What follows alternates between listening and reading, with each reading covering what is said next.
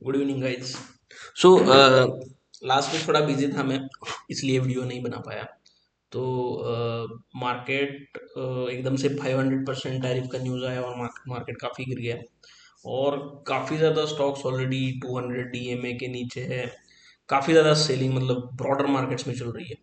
तो काफ़ी selective stocks, काफ़ी ज़्यादा सिलेक्टिव, जैसे कि एनबीएफसी में कुछ stock, gold NBFC, auto, auto में स्पेशली कमर्शियल व्हीकल वाले, उसके बाद मेटल वाले स्टॉक जो है, तो इनमें ही बाइंग है।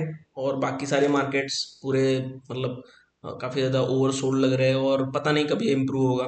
अगर ये फाइव टैरिफ का इशू सॉल्व नहीं हुआ, यूएस ट्रेड डील नहीं हुआ, तो कुछ बड़ा ट्रिगर चाहिए जैसे कि एलटीसीजी कट या फिर एसटीटी कट, तो कुछ तो होना पड़ेगा। अदरवाइज मुझे लगता है मार्केट ऐसे ही ड्रिफ्ट होता रहेगा और कुछ महीनों के लिए, जब तक अर्निंग्स नहीं आते। अर्निंग आईटी आईटी इंडस्ट्री के अर्निंग्स आए, आईटी सेक्टर के, एच सी एल टेक, टीसीएस, तो अर्निंग बिल्कुल बुरे थे, लेकिन आईटी सेक्टर से कोई उम्मीद भी नहीं थी। आज ही इन्फोसिस का अर्निंग्स आया, अर्निंग्स अच्छे नहीं थे, प्रॉफिट अच्छे नहीं थे। उन्होंने गाइडेंस बढ़ाया, 1% प्रॉफिट ग्रोथ से उन्होंने गाइडेंस आई थिंक 3-4% दिया। तो ये इट इज़ लाइक कि ऊँट के मुंह में जीरा, तो कोई ऐसा फायदा नहीं है। मुझे लगता है बैंकिंग एनबीएफसी के रिजल्ट अच्छे आएंगे, उसी में बाइंग है। मेटल की रैली कब तक चलेगी पता नहीं, इसलिए मेटल में अगर आप देखेंगे तो बहुत ज़्यादा इन्वेस्टेड नहीं रहते लोग, म्यूचुअल फंड स्पेशली, क्योंकि रैली कब तक चलेगी किसी को पता नहीं चलता। तो इसलिए मेटल्स में इतना ज़्यादा इन्वेस्टेड नहीं हो, लेकिन बैंक्स एंड एनबीएफसी में डेफिनेटली इन्वेस्टेड है। एंड ऑटो में भी है। तो बची बात कुछ कुछ कंज्यूमर सेक्टर में भी, देखते हैं कब बाइंग आएगी। तो जैसे ऐसे में पूरे मतलब ऐसे ऐसा लगने लगता है कि पता नहीं मार्केट खत्म ही हो जाएगा। तो उस टाइम पे क्या करना चाहिए, तो थोड़े से बुक्स पढ़ने चाहिए, कुछ और चीजें करिए, आपका ऑपरेटिंग जो बिजनेस है, जो काम कर रहे हैं उसमें मन लगाइए। ठीक है। बाकी मार्केट इस टाइम पे छोड़ के जाना, यहाँ से भी आगे शायद गिरे मार्केट, पता नहीं, लेकिन इस टाइम पे मार्केट छोड़ना is not a good thing. तो आज थोड़ा सा हम लोग पढ़ेंगे कि 10 ऐसे बुक्स मैंने निकाले कि जो इन्वेस्टिंग पे या फिर ट्रेडिंग पे आपको पढ़नी चाहिए। ठीक है। और ये अगर 10 बुक्स आप पढ़ेंगे तो काफ़ी आपका नॉलेज शार्प हो जाएगा। ठीक है। आप बेटर फील करेंगे, बेटर नॉलेजेबल फील करेंगे और अप्लाई भी कर पाएंगे। और इजी टू रीड है, काफ़ी इजी बुक्स है, ऐसा कोई डिफिकल्ट इसमें नहीं है। टेक्निकल और फंडामेंटल एनालिसिस दोनों के बुक्स है। तो पहला तो बुक के बारे में बात करते हैं। और स्पेशली ये सारे जो बुक्स है ना, इसमें मोस्टली हर बुक का जो पीडीएफ का लिंक है, तो फ्री ऑफ कॉस्ट है। पीडीएफ का लिंक मैं यूट्यूब वाले अपने वीडियो के डिस्क्रिप्शन में डाल दूंगा, आप उधर से एक्सेस कर लीजिए। ठीक है। या फिर कमेंट में डाल दूंगा, उधर से एक्सेस कर लीजिए, आपको कोई भी पैसा खर्च करने की जरूरत नहीं। कुछ कुछ बुक्स के लिए, लेकिन जैसे कि ये थॉटफुल इन्वेस्टर या फिर ये, इनके लिए आपको शायद थोड़ा सा अगर लेना है तो परचेस करना पड़ सकता है। ठीक है। तो थोड़ा सा जान लेते हैं बुक्स के बारे में। पीटर लिंच, आपको पता है, he was one of the most successful fund managers जिन्होंने 10 ईयर्स में 33%, 29% CAGR से अपना फंड का वैल्यू ग्रो किया। तो 29% CAGR for 10 years is very, मतलब बहुत बड़ी चीज़ होती है। ठीक है। वैसे तो 26% CAGR में 3 साल में पैसा डबल हो जाता है। ठीक है। तो 29 ईयर्स में आप सोच लीजिए कितना ज़्यादा होता होगा। राइट। सो पीटर लिंच जो है, काफ़ी इजी वर्ड्स में अपना ये लर्न टू अर्न और one of the Wall street, ये दो बुक्स उनके हैं। इसमें फंडामेंटल एनालिसिस, किसी बिजनेस को कैसे एनालाइज करना है, ये बताते हैं वो लोग। उनकी थ्योरी, पीटर लिंच की एक स्पेसिफिक टू हिम थ्योरी क्या है कि जो आप देखते हैं, आप जो यूज करते हैं, वो खरीदो। जैसे कि अगर आप जुडियो के स्टोर में जाते हैं, वहां पे आपको भीड़ दिखे, तो वो खरीदो। ठीक है। ये वाला जो मतलब इन्वेस्टिंग का पैटर्न है वो उन्होंने बताया। और अच्छी बुक है, इजी टू रीड है, डेफिनेटली रीड करें ये दोनों books, learn to earn and one of the Wall Street, one up on Wall Street. दोनों के आपको वीडियो भी मिल जाएंगे, ऑडियो, जब जिसमें पीटर लिंच बोल रहे हैं वो भी मिल जाएंगे यूट्यूब पे। और पीडीएफ तो मैंने डाल के रखा ही है। ठीक है। दोनों फंडामेंटल एनालिसिस पे काफ़ी अच्छी किताबें हैं। उसके बाद एक जॉर्ज एस क्लैसन का the richest man in Babylon करके एक बुक है। और ये बुक डायरेक्टली स्टॉक मार्केट से रिलेटेड नहीं है, बट एक पुराने जमाने में, एंशियंट टाइम्स में, बेबीलोन करके, इराक जो है, वो एंशियंट टाइम में उसको बेबीलोन बोला जाता था, उसके कैपिटल को। तो कैसे रिच बना जाता है सेविंग करके, इन्वेस्टिंग करके, क्योंकि उस वक्त तो स्टॉक मार्केट था नहीं। तो उस वक्त जो भी है, तो उसमें बताया गया है कि कैसे सेव करना है, कैसे धीरे धीरे सेविंग्स करके इन्वेस्ट करना है, और कैसे रिच बनना है आपको। है ना। तो बताया गया काफी अच्छी बुक है, इजी टू रीड है और मजा आता है बुक पढ़ने में, रिचेस्ट मैन इन बेबीलोन, तो जरूर पढ़िए। इसका भी पीडीएफ का लिंक मैंने नीचे देके रखा है। उसके बाद हर ट्रेडर को, इन्वेस्टर को पढ़नी चाहिए कि कैसे मेंटेलिटी होती है एक स्टॉक इन्वेस्टर की या फिर ट्रेडर की। रिमिनिसेंसेस ऑफ स्टॉक ऑपरेटर, ये जेसी लिवरमोर करके थे।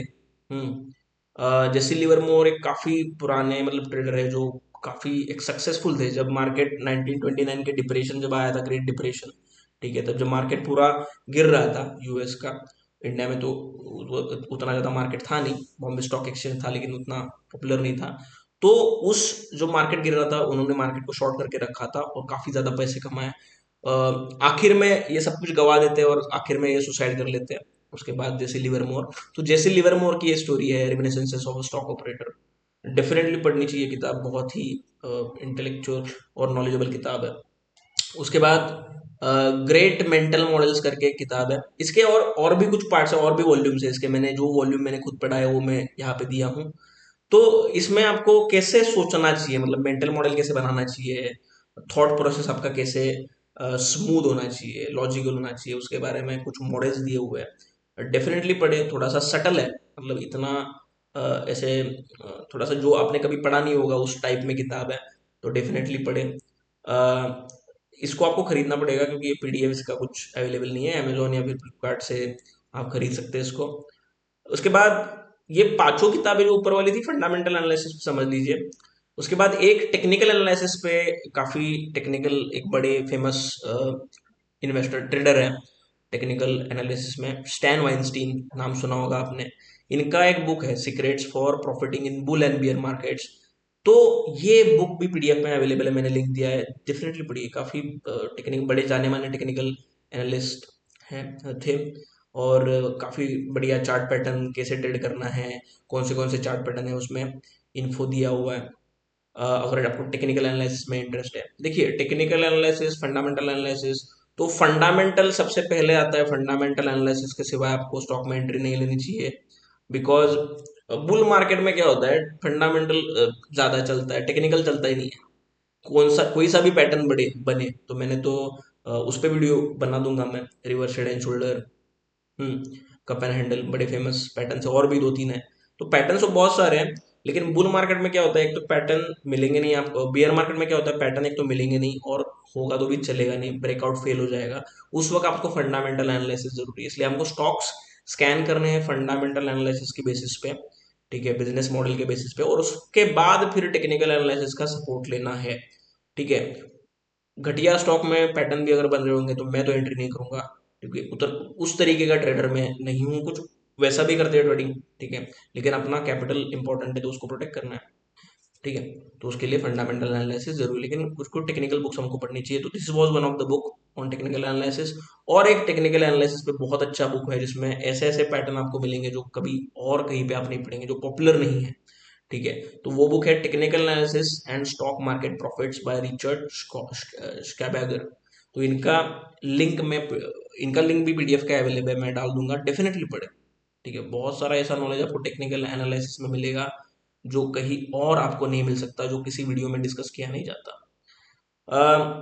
उसके बाद ये तीन बढ़िया से फंडामेंटल एनालिसिस के बुक बचते हैं।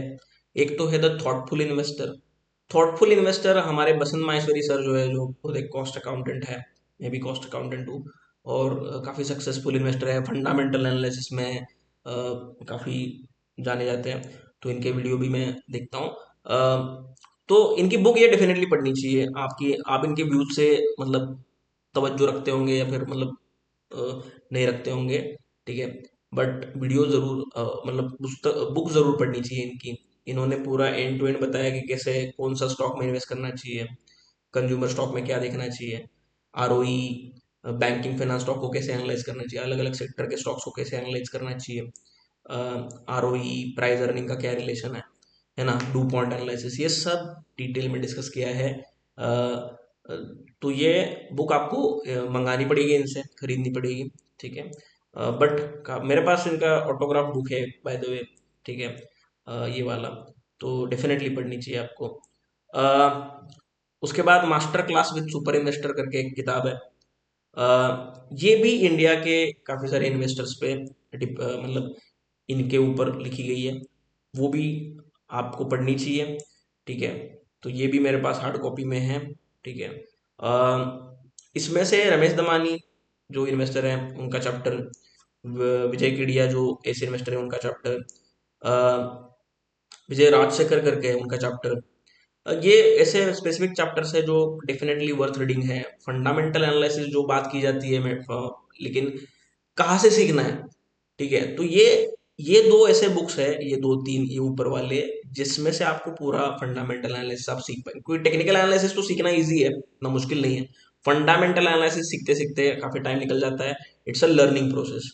ठीक है, तो उसके बाद और एक बुक है the little book that beats Betty, ये मैं करंटली पढ़ रहा हूँ। काफी अच्छी किताब है, खत्म होते होते हो जाएगी अभी। इसमें बिजनेस का मोड क्या है, कंपेटिटिव एडवांटेज क्या है। ठीक है, माइक्रो इकोनॉमिक्स पे बातें की गई हैं। ठीक है, कौन सा मतलब कॉम्पिटिटिव एडवांटेज कैसा होना चाहिए। तो काफी बढ़िया बुक है बिजनेस मॉडल एनालाइज करने के लिए, डेफिनेटली पढ़नी चाहिए आपको। छोटी सी बुक है, बहुत ज्यादा बड़ी नहीं है। ठीक है, उसके बाद ये सारा कवर हो गया, तो ये मुझे लगता है कि 10 बुक आप पढ़ लेंगे तो आपका अच्छा खासा नॉलेज हो जाएगा। तो देखते हैं मार्केट कब ठीक हो जाता है। अभी 1.5 साल तो हो चुका है अभी। ठीक है, और बजट है 1 तारीख को। आई होप कुछ करे गवर्नमेंट, क्योंकि काफी ज्यादा पिटाई हो चुकी है अंदर ही अंदर स्टॉक्स की काफी। तो बैंकिंग फाइनेंस या फिर मेटल्स में जो है उनका तो ठीक है। और मेटल्स का प्रॉब्लम क्या है, बड़े ज्यादा लंबे समय तक चलता नहीं, पता नहीं कब खत्म होगा, ओवरनाइट भी खत्म हो सकता है। अभी यूएस ईरान पे अटैक जब करेगा तो क्या होगा। ठीक है, वो देखने वाली चीज है। अगर ऑयल ज्यादा बढ़ेगा तो और मुश्किल है हमारे लिए, है ना। तो देखते हैं यार, डटे रहेंगे, कभी ना कभी तो होपफुली ऊपर जाएगा, फिर से बुल मार्केट आएगा। अ, तो देखते हैं। आई होप आपको वीडियो अच्छा लगा होगा। अगले हफ्ते फिर मिलेंगे और एक नई वीडियो के साथ। आप कमेंट कीजिए, लाइक कीजिए, शेयर कीजिए, सब्सक्राइब कीजिए। और ये डेफिनेटली मेरे रिकमेंडेशन थे, आप ऐसा बोल सकते हैं। ठीक है, बुक जरूर पढ़िए। Thank you.